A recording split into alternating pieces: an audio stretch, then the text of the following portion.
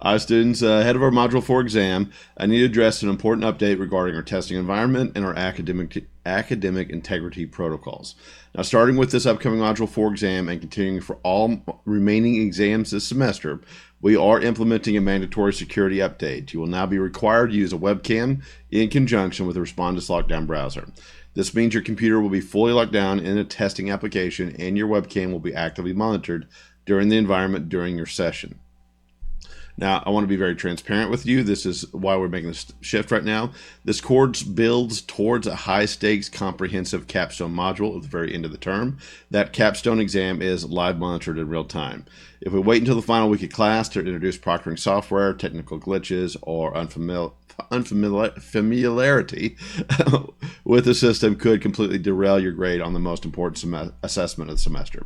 So we're introducing the automated webcam monitoring, and we'll be introducing more and more pieces of that system up until our capstone.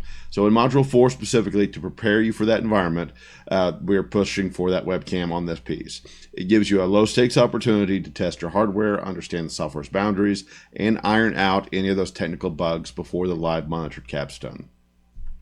So I'm going to strongly suggest you don't wait until Friday at 4 p.m. to download the software or test your camera. Technical issues on your end due to that type of procrastination will not grant you an extension. And our Friday deadline at 5 p.m. Remains always absolute.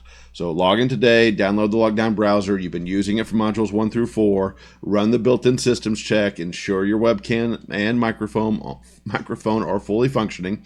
If you don't have a working webcam, contact Campus IT immediately, and they can either loan you something to the library, I believe, or you'll have to come into the testing center and take the test inside the testing center.